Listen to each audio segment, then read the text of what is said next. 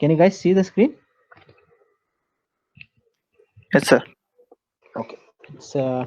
Let's get started. Just 1 second.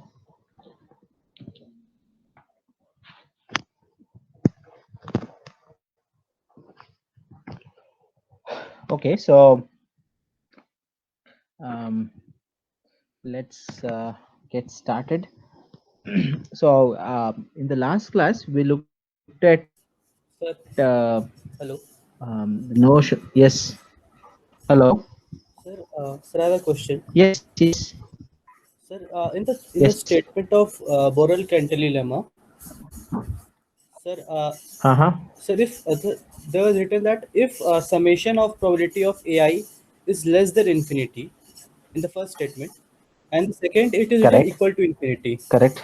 So, sir, these less than and Correct. And AI should be yes, sir. independent. Sir, these equal to and less than infinity. Ah. Say in case of less than infinity, you want to say that it is finite. Hmm. That summation is finite, or anything else is there. Correct. No, no. All that you need is if you have events A1 through AN or A1, A2, etc., Okay. such that the summation I equal to 1 to infinity probability of AI is finite. That's what we want. Okay. Okay. That's what we want. Okay. Yes, sir. Yes. Okay. Yeah. So let's get started. So in the last class, we started looking at the notion of convergence in probability. In fact, we looked at, let me just summarize that because the notions that we discussed so far are very important, right? The first notion was convergence in probability, right? We say that xn converges to x in probability if for every epsilon greater than 0, probability of the error, that is xn minus x, greater than epsilon goes to 0 as n goes to infinity. This is convergence in probability. And we had convergence in almost sure or with probability 1. What is that? Its probability of xn converging to x is 1, right? So the third one was xn converging to x in mean squared. So what is that? So expected value of, you look at xn minus x whole squared, this should go to 0 as n goes to infinity. This is mean squared, right? The fourth one was, what else are we left with? So almost sure is done, probability is done, mean squared is done, and then in distribution, right? So what does this mean? This means that if you look at fxn of x, that is the CDF of xn, this should converge pointwise to the CDF of x as n goes to infinity for all continuity point x of fx of x. Okay, so at discontinuous points it's okay, but the continuity points you should converge. Then we say that xn converges to xn distribution. So we also looked at a few consequences, right? Almost sure, mean squared, both implied in probability, right? I'll write it as p. Okay, p is for probability. Okay, so this probability implied what? Distribution, right? Converges in distribution. So that means you also have this and you also have this. Okay, so that means almost sure and mean squares are um, the most the strongest notion of convergence. Distribution is the weakest. Okay, is that fine? Any questions so far? Sir, we define for CDF. So that means it is also, can we define for PDF also? Yes, Whether of this, course. If oh, you are asking if the CDF converges, whether PDF converges. Is that yes, your question? yes, sir. Okay, so let's see what does that mean. Okay,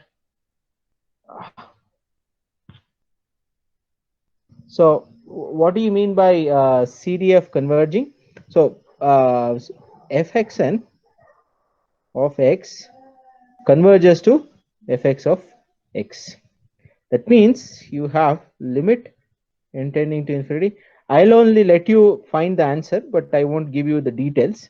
You should find the answer. Okay. So what do you mean by the question is this, right? You are asking whether PDF, if it exists, converges, right? This is the question that you are asking.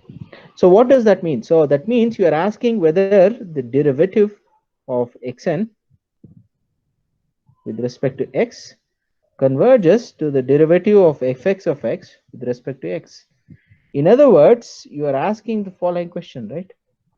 So you are asking whether limit Hello, sir. n tending to, yes. So here we are considering like fx, capital F xn of x and capital F x of x, both are nice functions, right? Yeah, so the moment you're talking about the moment you say that the PDF exists, definitely it has to be continuous, not just continuous. It should be differentiable everywhere, right? So that means it's a pretty nice function. Okay. Okay. So now you're asking this, right? dfxn of dx is equal to dfx of dx, right? So what is given? So this is question given d. So we have the limits, right? So I know that this is true. Limit n tending to infinity fx of x with respect to dx. So suppose, okay, or let's say suppose, I'll write this as suppose. So this is nothing but d. Okay, let me write it here. So this is nothing but dfx of x dx. This is given to you, right? But now what is it that you have to show? If this is true, right? If this is true, then we are done, right? If this and this equality is true, but if this is equal, these two are equal, then we are done, right? Because we are saying the PDF also converges, right? Do you agree? So now what is the question now? So the PDF converges if we can pull the limit outside. So this equality says, can we pull the limit out of derivative? Okay, now it's an exercise in calculus, so figure out under what condition this is true. Is that fine? Okay. Yeah. So it's a interchange of limits and derivative. Derivative is nothing but again limit, right? Limit epsilon tending to 0, fxn of x plus epsilon minus fxn of x divided by epsilon. So essentially you are asking questions about interchanging two limits. Now the question is, when can you interchange two limits, right? So that's a very interesting and important question in real analysis or basic calculus, right? Okay, so the moment you answer this, you will know the answer. Okay, fine. Okay, so in the last class we also stated, before that we stated what is known as weak law of large numbers, right? So essentially it says x1, x2, etc. IID according to some distribution, let's say f, or you don't need the density function, some fx1 of x, it is distributed IID with finite mean.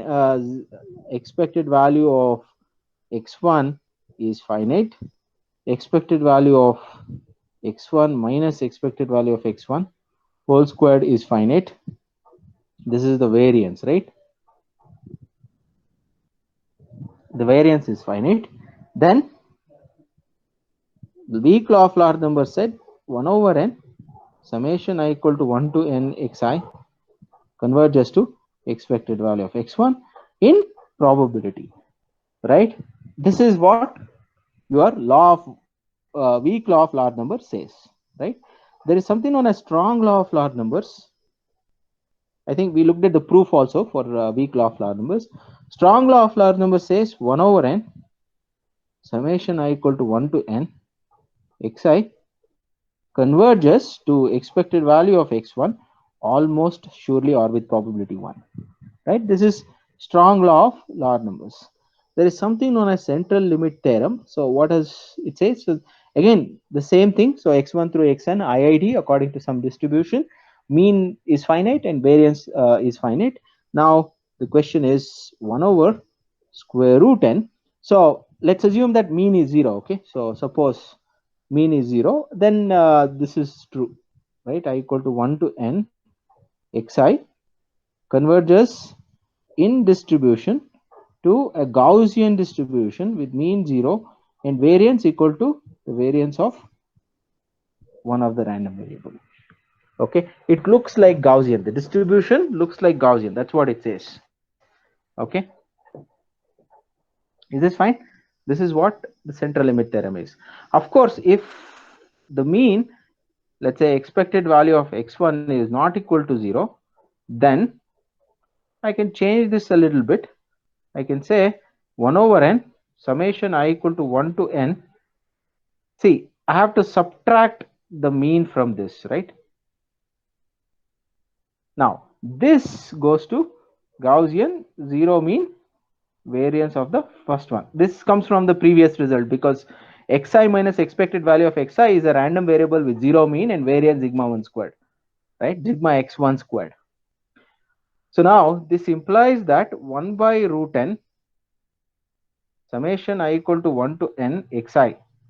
This converges to, so this will be Gaussian with root n expected value of x1, comma, sigma x1 squared.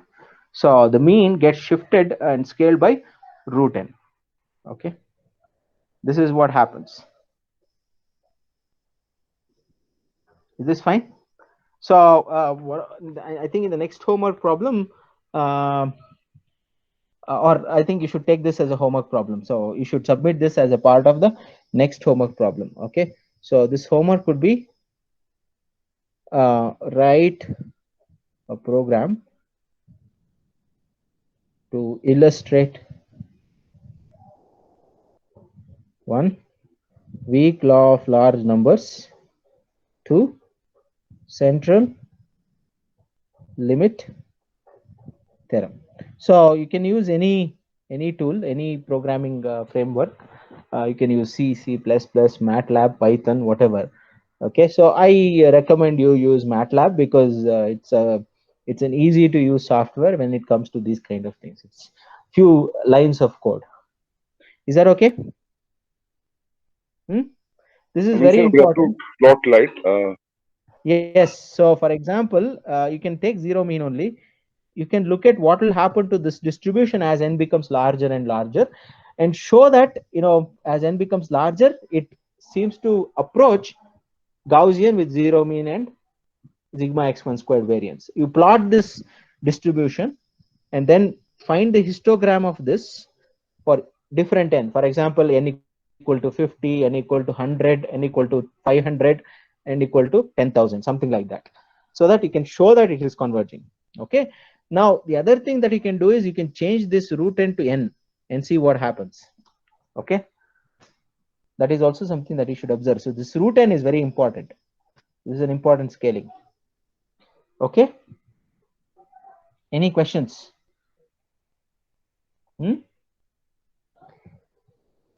Any questions? So when to submit this?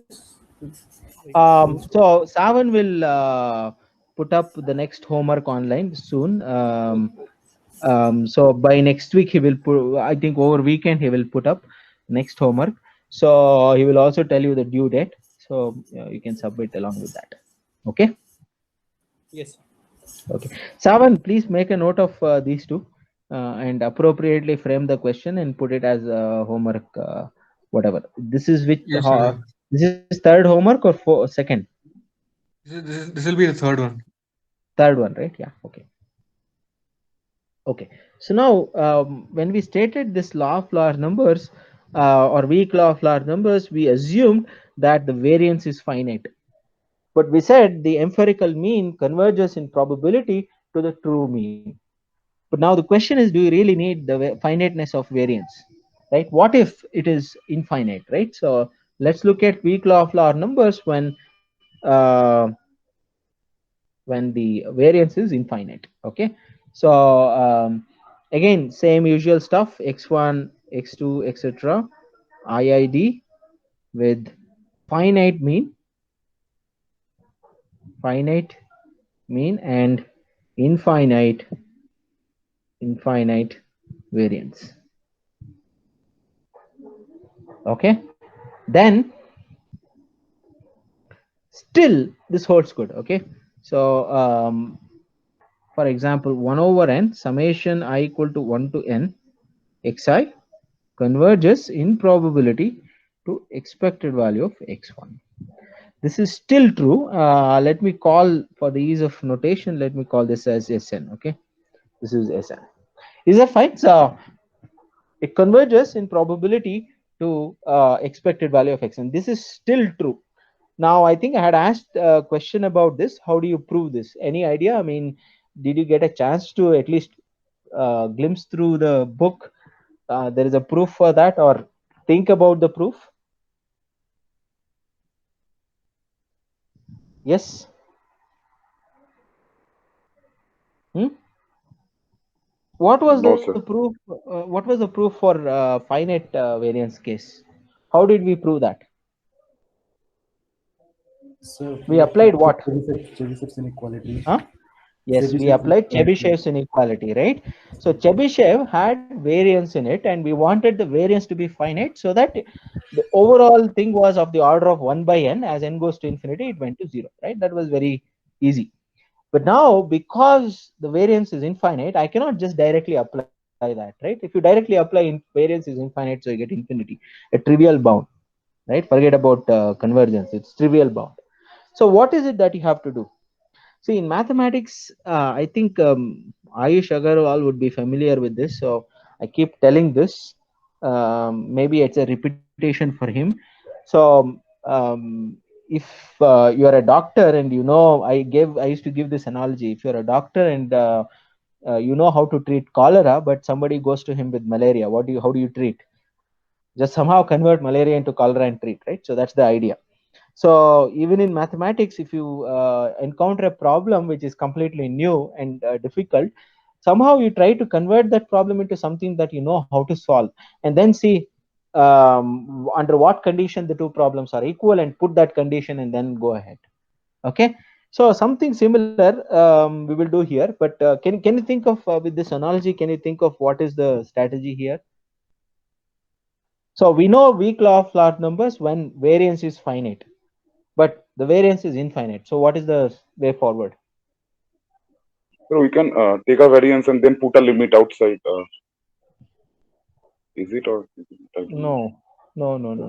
So given the moment you say variance is infinite, you cannot apply Chebyshev's inequality directly because you'll get infinity. So what is the way forward? Can somebody think of a way forward?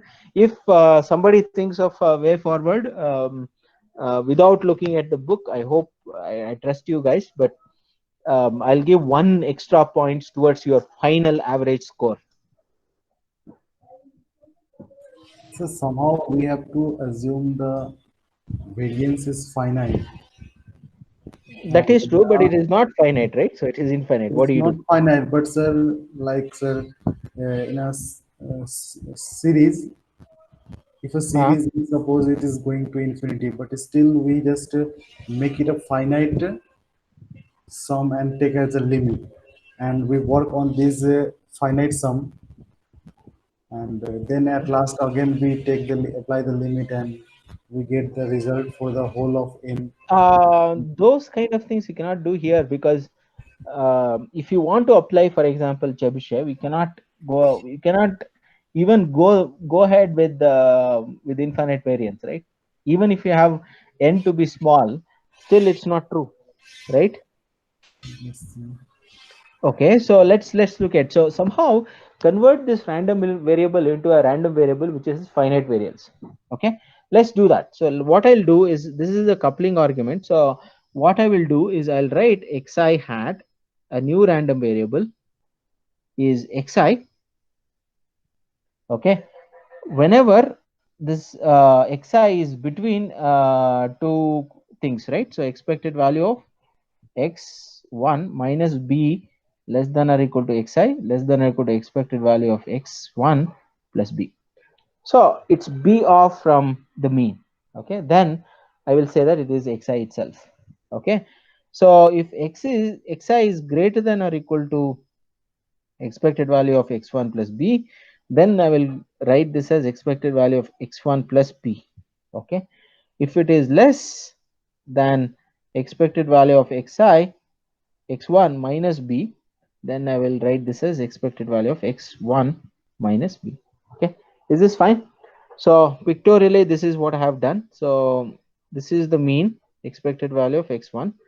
So whenever, so this is plus b, this is minus b, okay. So whenever xi falls between this, so suppose xi falls in this interval, right, then I will keep xi as it is. But if xi falls here, then I will approximate it by expected value of x1 plus b.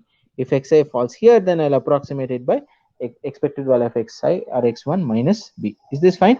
This is called truncation, okay, truncate. Is this fine? Yes, sir. So it is something Okay. like the compact support and also we use the same thing, the same concept. Not exactly, right? So here you are sort of saying you're not trying to so essentially what you Oh, are saying, what you are doing is you are yeah. trying to make this xi hat very close to xi but of finite variance. That's the idea. But the probability of, so whenever it is not close, right, then the variance will go to infinity, right? If you take xi as such, the variance is infinity. But when you take xi hat, the variance is finite, right? Obviously, because it's bounded random variable. Bounded random variables will have always have all the moments, right? So this has finite variance. You can work with this, but the idea is whenever xi hat is not equal to xi, that's when the error comes, right? So instead of dealing with variance, you deal with the event that xi hat is not equal to xi, okay. That's what you do. Fine. So now Okay. let's look at this. So now let's apply our usual stuff for this. So what is Hello, it sir. that I do? Yes. Sir, is it like windowing in digital filters? Yes, Like, it's almost un- windowing only. Yeah, you window, but not exactly window. you will In get. windowing, what you do is you make it 0 for other things, but here you Yes, just cap it at x mean plus b or mean minus b. Okay, fine. yes, sir. Okay, so now you can clearly say this, right? Probability, if you apply Chebyshev for this, right? Sn hat. Okay, hat is for xi hat. Okay, this is 1 over n summation xi hat equal to 1 to n is Sn hat.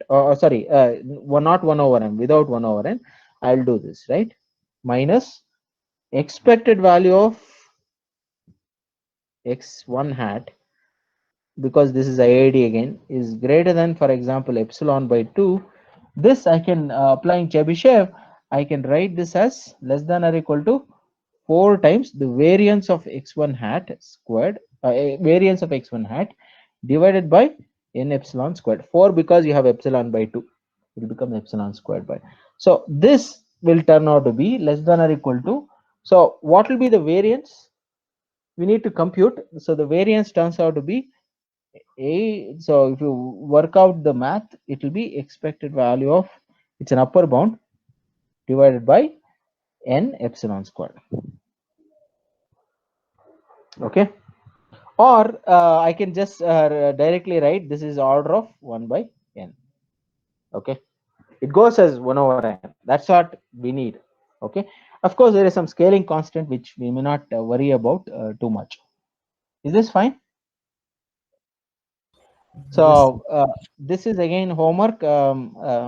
Savan, please make a note of it. It's exercise Yes. 1.41. Okay, so this is, I want the students to show this. Okay, this is fine. Hello, sir. Yes. Why epsilon naught by 2? Sorry. Why you are taking a epsilon naught by Okay, 2? so typically the way these things work is now it looks magical, but what you do is instead of epsilon by 2 is take some epsilon dash. Okay, go ahead with the proof and finally see what epsilon dash should I choose so that I get what I want, right? Then it turns out that if you choose epsilon by 2 or something else, maybe even epsilon by 4 also works. If you choose epsilon or this quantity appropriately, then you can show convergence. Okay, Yes, is this fine? Okay, Sir, yes. uh, sir, so can you please explain once again how this bound thing has Mhm. omitted the problem of infinite variance? Huh. Okay, I haven't even explained that. So all that I have done is, see, I have truncated this xi had infinite variance. Do you agree?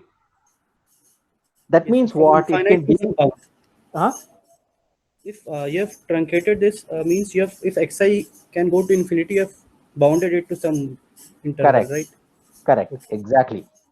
So I have converted xi into a bounded random variable, but I have ensured that xi hat matches with xi on an interval. The interval is my choice, right? B I can choose. I can choose B to be Okay. 100 billion, right? Yeah. If the tail turns out to be really small, although variance is infinite, but the probability is very small, I can choose B arbitrarily large so that xi hat matches with xi most of the times. Whenever it doesn't match, it's of almost insignificant event. That's the idea. Okay. Yes, sir.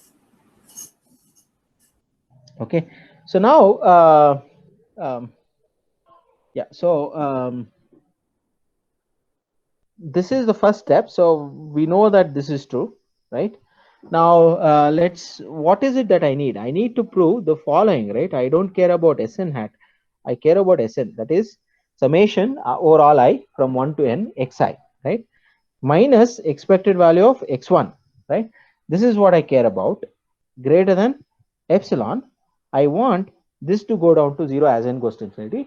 The moment I show this, then I'm done, because I have shown that the empirical average converges to the mean as n goes to infinity, even if the variance is infinite, right? This is what I want. Now I can write this event, okay, this event in two ways, right? When will this so I can write, let me write it like this. Okay, so this is probability of, let me call this event as en. Okay, en intersection, one of the two things can happen, right? Xn, all the xn hats or the Sns need not be equal to Sn hat. This is one event. Or equal to Sn hat. Okay, this is another event. Do you agree? Why is this Sn hat not equal to Sn and Sn hat equal to Sn? If you put together, they are disjoint events. When you take the union, you get the entire sample space. You take any event and intersect with the entire sample space, you get the event. En intersection, the entire sample space is the same. So this is omega, right? And these two are disjoint, so I can write this as probability of En intersection Sn not equal to Sn hat plus probability of En intersection Sn equal to Sn hat, right? So now probability of A intersection B is less than or equal to probability of A or probability of B, right? I can write this as probability of Sn not equal to Sn hat. Okay, I'll leave this thing, plus in the other case I'll leave out I'll basically consider sorry, did I make a mistake here? Yeah, so okay, now let me write it like this. What is En? En is Sn by n minus expected value of x1 mod greater than epsilon. But whenever Sn is equal to Sn hat, I can replace Sn by Sn hat, right? Right? Do you agree? Minus this will be expected value of x1 greater than epsilon.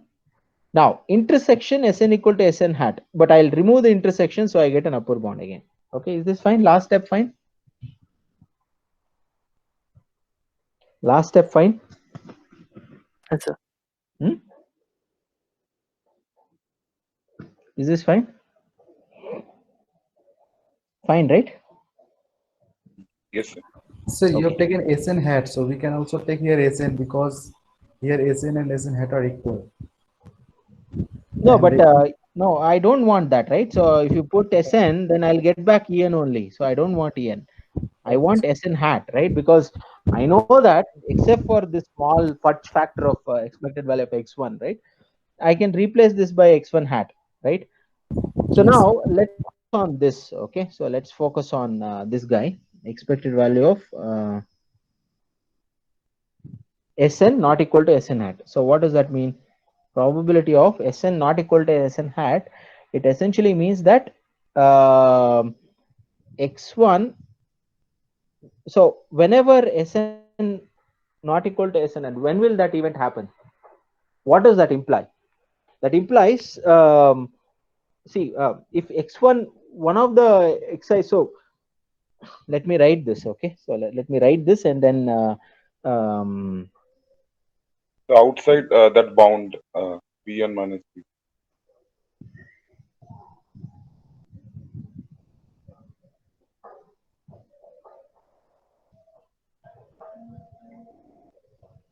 do you agree that this is less than or equal to this?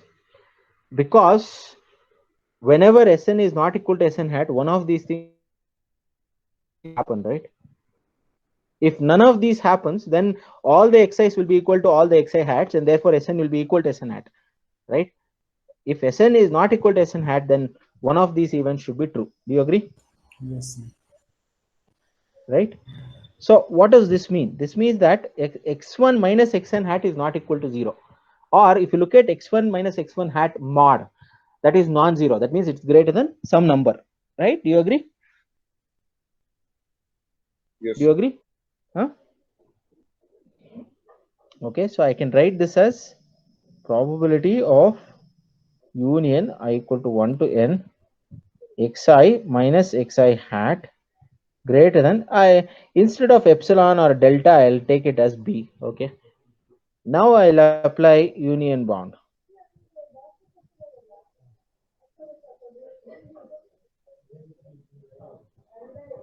Okay, xi's are IID, therefore xi hats are IID, therefore xi minus xi hats are also IID. So these probabilities will be the same, right? So it will be n times probability that one of them is not same, right? Okay. Um,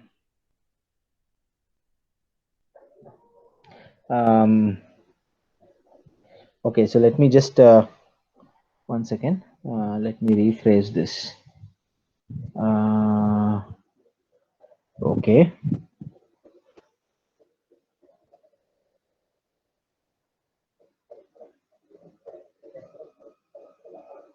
Hello, sir. Yes. So this B is same as interval B, right? Huh? What is that? This B. B is the same as the original, so I just want to modify this a little now. So what I will do is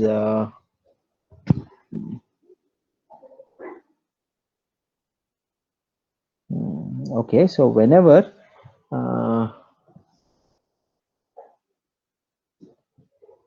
one second, let me just think.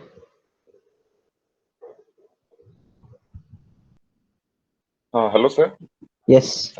So in this finite interval, it has finite variance, so we can apply Chebyshev here. Yeah, for this I can apply Chebyshev, right? For this thing, there is no problem. Okay. Yeah. The only worry is this thing, so I need to just think about this. So x1 not equal to x1 hat and so on. So I just want to go back. Let me just go back a little.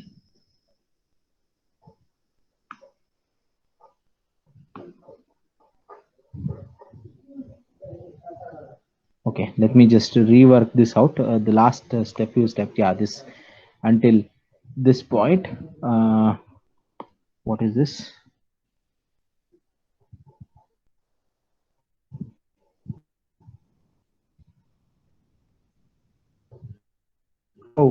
got something else copied.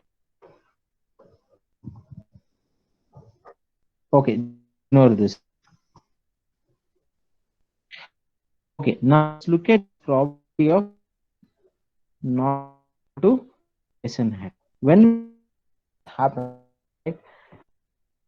If we can this, we agree with this. If you can bound Sn hat, right? Okay, now when Sn and Sn hat be, so whenever, right? Right, so let's go back. Sir, your voice is cracking down. We missed the last two lines you said. Okay, I'll just tell you. I'll just repeat. So remember this truncation. Okay, so whenever xi is in this interval, right, between the mean plus b and mean minus b, right, if it's between these two, then it's same as xi, right? And therefore, if all the xi hats are same as xi, that is, if all the xi's fall inside that interval, then Sn hat will be equal to Sn, right? When will this not be equal to Sn hat? So let's ask this question, right? So when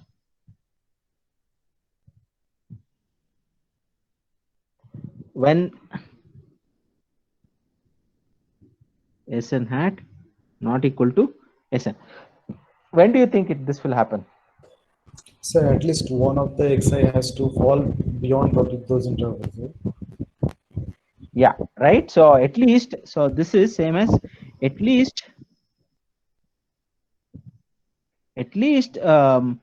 one of the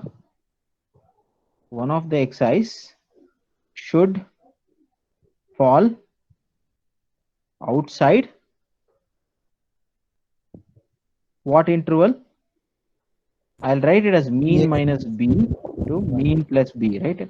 Well, expected value of x1, I am writing it as mu. Okay. So whenever this happens, should fall outside this, then this will not happen, right? Right.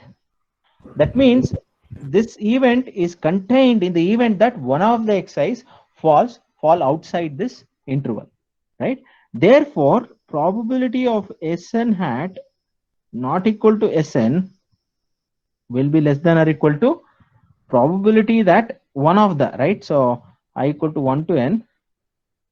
How do I write this? Xi, okay, let me, does not belong to mu minus b, mu plus b. This implies xi is greater than mu plus b, or xi is less than mu minus b. How do you write this? So mod of xi minus mu is greater than b. Mod of xi minus mu is greater than b, right? That's correct. Okay, good. So I'm going to apply union bound now. I equal to 1 to n, probability of xi minus mu greater than b. But these are IID, so it will be n times probability that xi minus mu greater than b. Fine? Is this fine?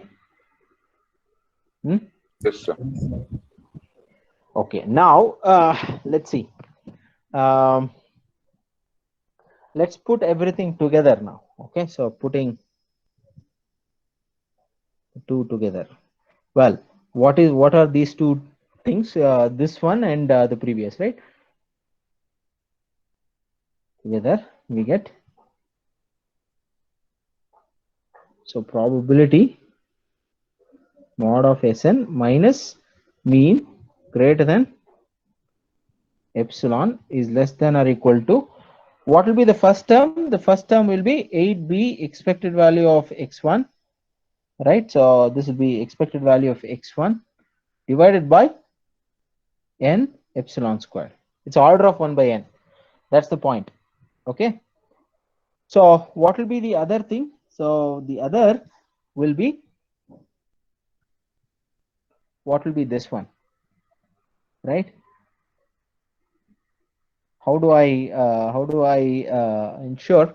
So what will be this one? This will be n times this thing, right? This is what you get, right? So how do I write this? I'll just write this in this fashion. So B times probability of x1 minus mu. Well, I'll just say x1, okay? x1 must be greater than B. Okay? I can write this. Fine? Yes, sir. Yes? Fine. Now we have everything together, but what is it that I want to do?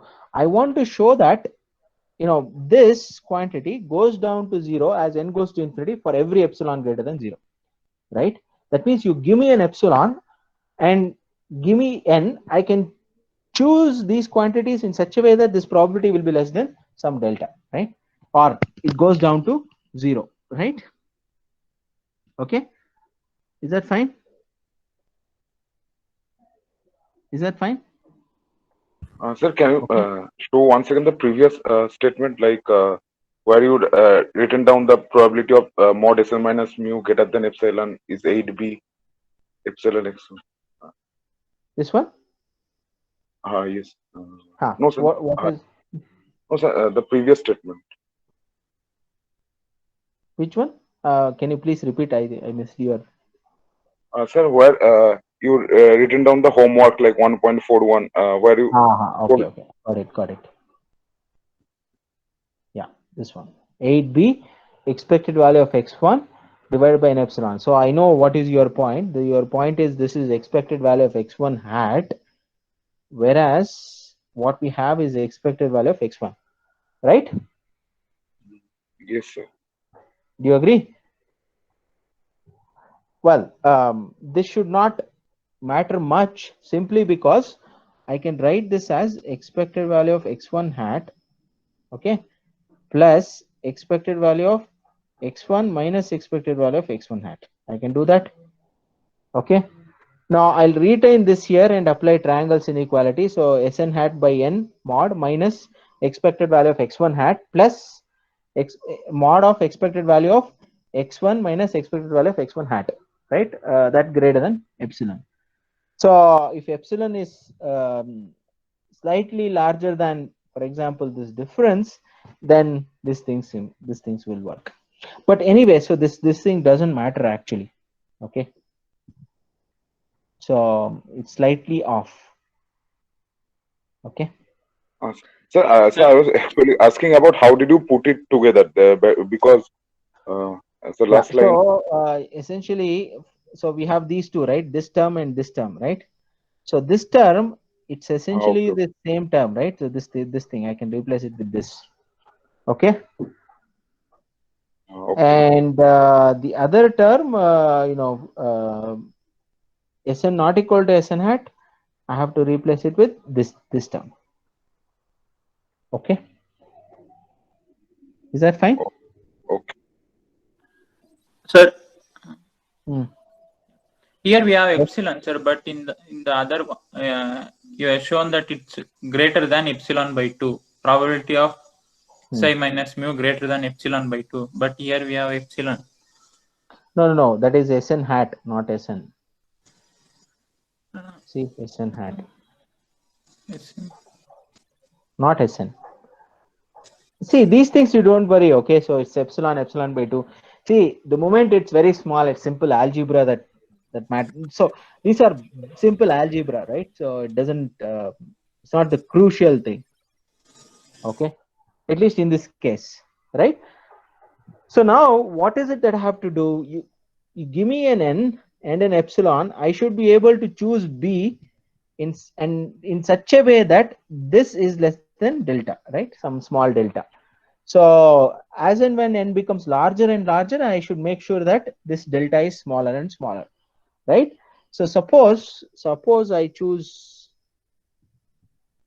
Now what I'm going to do is I'm not going to fix b. Okay, b I'm going to change with n. So you give me more samples, my interval will be also larger. Okay, so this b of n, if I choose this as n delta epsilon squared divided by 16 expected value of x. If I choose it like this, then I can show that if you substitute this in the first term, you can show that this whole thing, right, will be delta by 2. See, for example, if B is this, NN cancels, epsilon square cancels, expected value of a mod x1, expected value of mod x1 cancels. What we have here is 8 delta by 16. So that will be delta by 2. So the first term will be delta by 2, right? Is that fine? Is that Yes, fine? sir. Yes, Yes, sir. sir.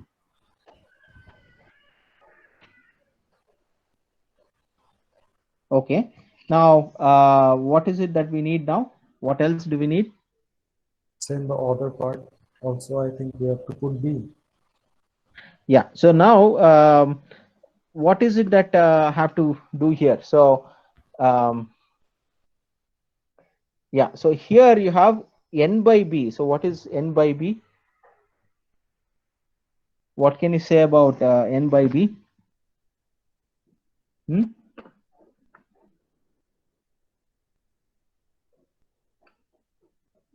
What is n by b? So we just simply put the B value of this B in here, B here. Hmm? So it will become, sir, 16 expectation of modulus of x by delta epsilon square. Hmm? And if we put it B over here also. See, Sir, I think we b have is to apply here something. so essentially b is of the order of n, right? And you have n by b, right? So n and n cancels, its order of constant, so it doesn't grow with n. N by b of n doesn't grow with n, right? Is that fine? In fact, it is independent of n, right? Now, so the first term is less than delta by 2. First term is this, okay? What about the second term? So second term, n by b is something that we need not worry. So we need to worry about this quantity, right? So mod b, in fact, b of n, mod of probability of mod of x1 minus mu greater than b of n. Now, what can you say about this as n goes to infinity? Hmm? What is this? Hmm? As n goes to infinity, what do you think this will be? Any? Hello, sir. Yes. Sir, B in bracket n means we are in changing the interval size of B, right? Yes. B of n, right? So I'm changing b to b of n now. I'm going to change my interval b as a function of the number of samples you have, n, right? What can you say about this term, b of n times the probability of x1 minus mu So we are mod greater than b of n? sir, we will get something like zero actually, sir, because impossible even it will become As impossible even. that cannot straightforwardly say that. But see, n goes to infinity, goes to infinity for sure, right? Do you, Hello, sir.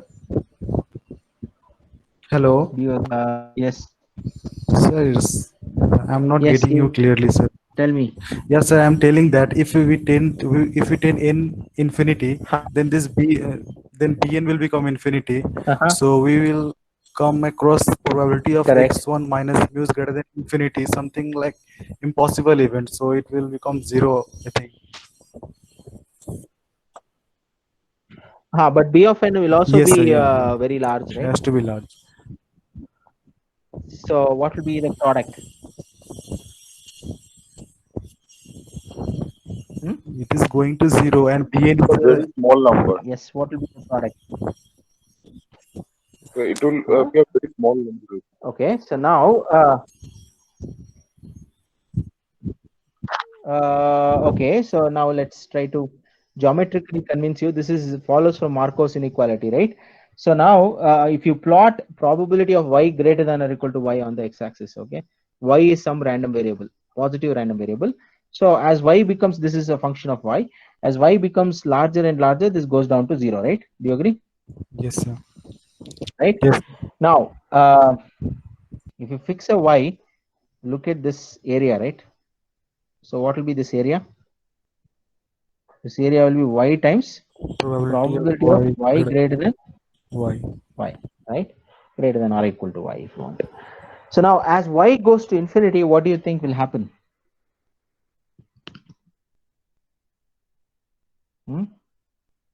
So this area will become 0. Right? So this area will also shrink, right? So this becomes like this, and eventually very smaller and smaller and smaller.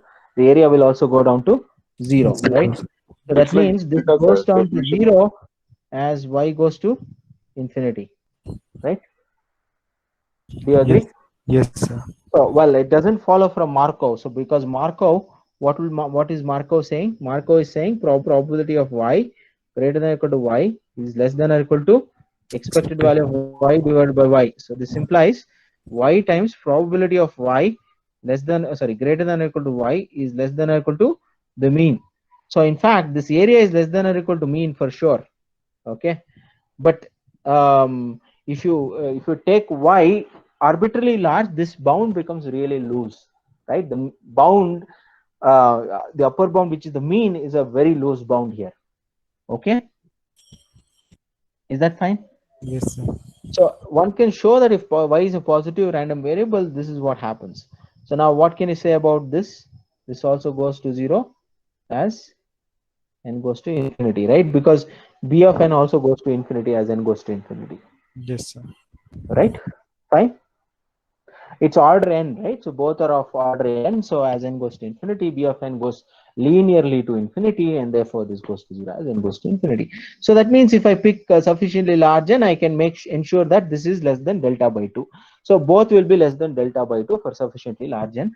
Therefore, this probability will be less than delta by 2 for sufficiently large n given any epsilon, right? I can ensure that this happens. Therefore, we are done. Okay, this goes to 0. Is the proof okay? It's a very nice and interesting proof, right? Yes, sir. But one thing, sir, as sir, Bn is there. Bn multiplied probability of x minus mu is greater than Bn, no, sir? Correct. So, and this quantity is a probability. The part with the probability goes to 0, but to ensure Y that also goes to all goes infinity. to 0, then this Bn has to be bounded, I think, no, sir? No, not really, right? It's just like BFN Bn is, linearly goes with the n, right? So I have chosen my BFN like this. This goes to infinity as n goes to infinity for every delta epsilon and yeah, every delta and epsilon. so it is something like the product of the two sequence, right, sir? It is like a product of the two sequence, like Bn is one sequence and this probability of x1 minus mu is greater than Bn is another sequence. No. So it's not like that. So okay. So this is a random variable, right? Probably. So you can think of it as y. Okay. So all that I'm saying is some small y, probability of capital Y greater than small y, right? That's what we saw here, that it goes to 0. Well, we didn't prove, but we just noticed that it looks like it's going down to 0, right? Maybe this also is something that you can take it as homework. Just check why this is true. It's there in the book, page number 32. There is an argument for that. You can just take a look at it. It's right after Markov inequality. Okay, sir. Okay. Any other questions? Sir. Now another homework would be prove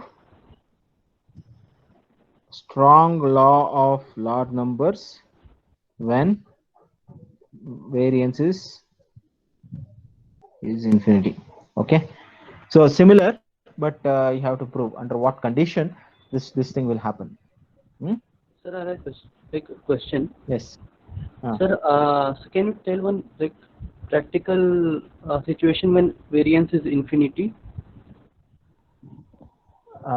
Practically nothing will be infinite, right? So most of the, when you say, so for example, whenever you model some randomness using distributions with heavy tails, right?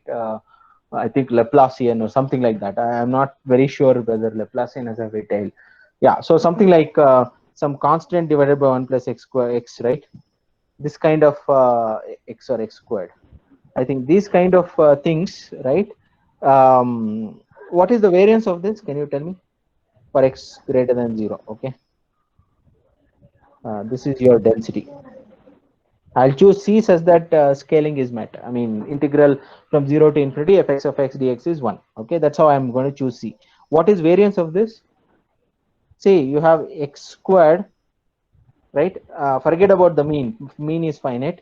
You will have a term which is like x squared times C divided by 1 squared dx integral from 0 to infinity, right? This is infinity, right? It's not both numerator and denominator are of the order of x squared, so they don't cancel, right? They cancel, but it grows at the same rate, and therefore every quantity here will be it's actually almost like a constant, right, for large x.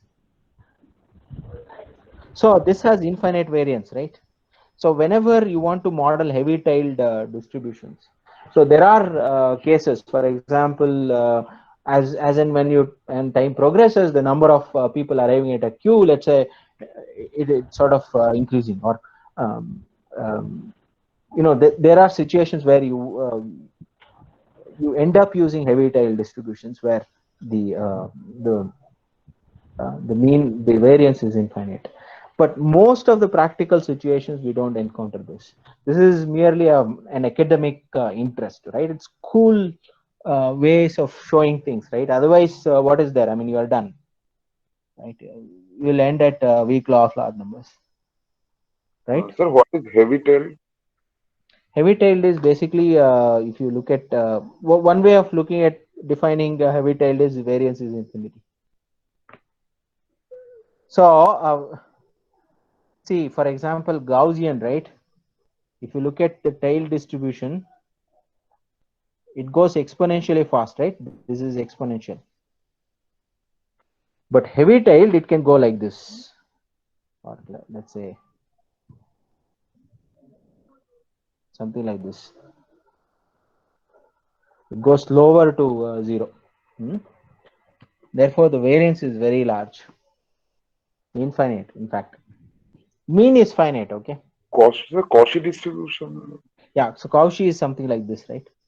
I forgot the name. Cauchy is something like this, right? Yes, sir. Do you agree? Okay. Yes, sir.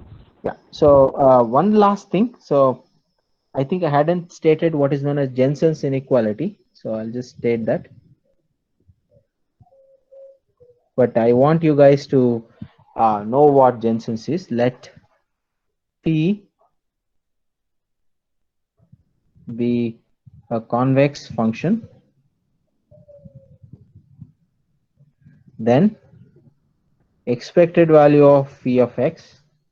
It relates the two things, okay? Phi of expected value of x. Okay, so which one is larger? Do you know? Okay. If this is true for a convex function, that means if you take the expected value inside phi, the value decreases. Okay.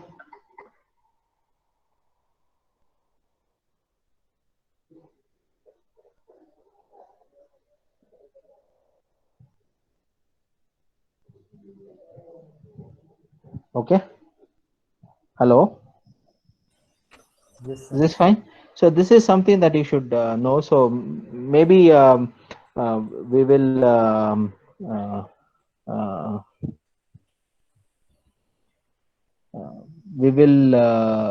look at the proof later on. Okay. Okay. Okay, sir.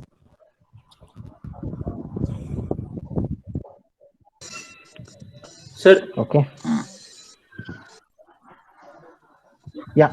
sir, in the Please go last ahead. class, you proved that xn tends to x almost surely implies xn tends to x with probability, sir. I didn't. Yes, I proved that. Yes. In that proof, I have doubts, sir. Can you go Yes. to that Tell me. lecture? Okay.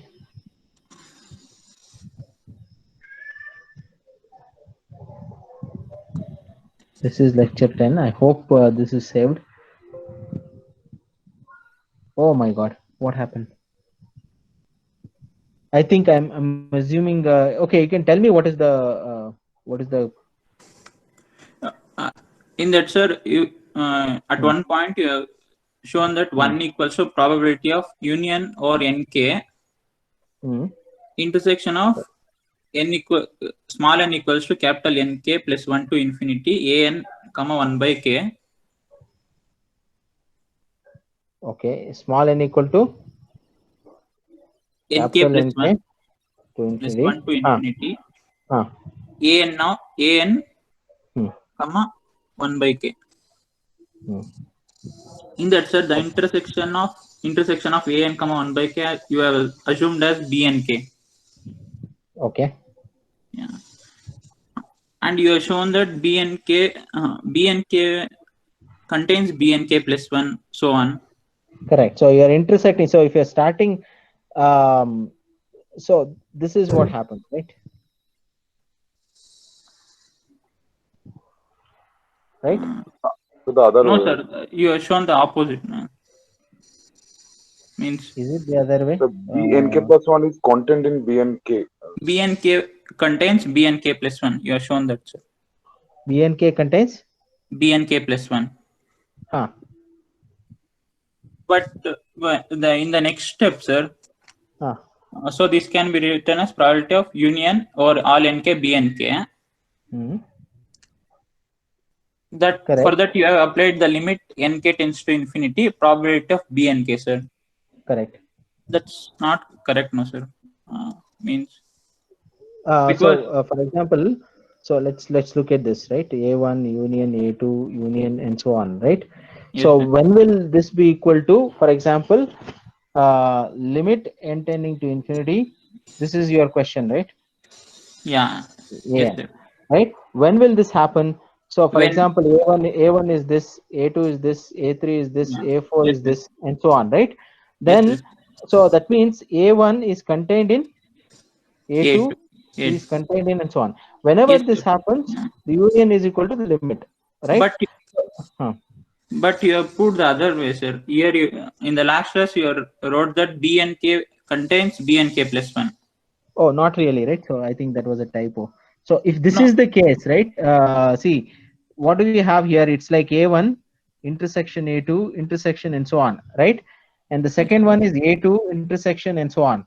The third Yes, one will sir. be A3 intersection and so on. So this is contained in this. This is contained in this. That is BNK is contained in BNK plus 1, and this is correct. Maybe that was a typo. Okay, just correct it. It should be the other way. I think the rest are okay. This is fine. Yes, sir. This is, I think it was a typo. Should be the other way. Okay, sir. Thank you. Yeah.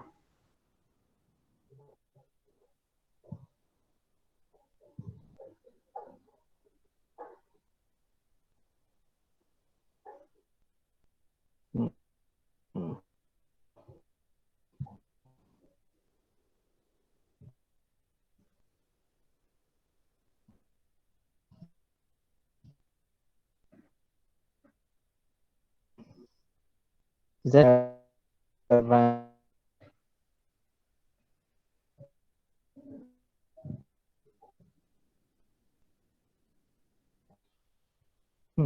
okay?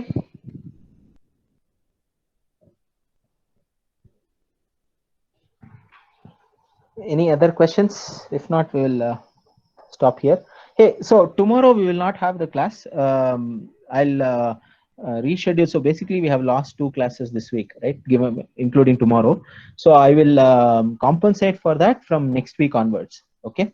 So maybe we can have a short half-an-hour classes to compensate. Maybe I'll take some tutorials wherein I will solve some problems and compensate for these 2 classes. Okay. In the remaining classes, we will have. I'll teach as usual. Okay. Yes, Sumit. So what will be the next topic, sir, in next class? So yeah, so basically we are almost done with this. So we will move on to the next chapter, which is basically stochastic process, Poisson process especially. Okay, sir. Okay, that will be next week. Okay, sir. Okay. Yeah. Question. Any questions? Okay, if there are no questions, so anyone else crediting apart from you four? Jayant, I think, oh, he's there, he's there. Sumit, Praveen, Ayush, Jayant. Only four? Himanshu was also crediting. So Rishabh was also there. Ah, Rishabh was also there. I think he left. Okay, that's fine. 5. And who else? Maybe Nitish is also Ah, there. Nitish. Nitish, where is he? Ah, Rishabh joined. Where is Nitish? Sorry, sir. A call just came because that's why my it was disconnected. No problem. Where is Nitish? Do you know? Rishabh? Is he left the still meeting. crediting? So he Huh? was in this class. So He I was in think this class? yes, sir. Okay, great. Okay, fine, no problem. Okay, anyway, I won't, strictly speaking, I won't take any attendance as such for you guys, but he should be able to answer questions in the final exam, right? Or they not final, every quiz, all the assignments, everything. Okay, that's all I care about. And he should understand, or you should know what this subject is all about. Okay. Okay, if there are no questions, Sumit, yes. No, sir. No question. If there are no questions, we'll stop here. Okay, thank you. Okay. No, Thank again, you. I repeat.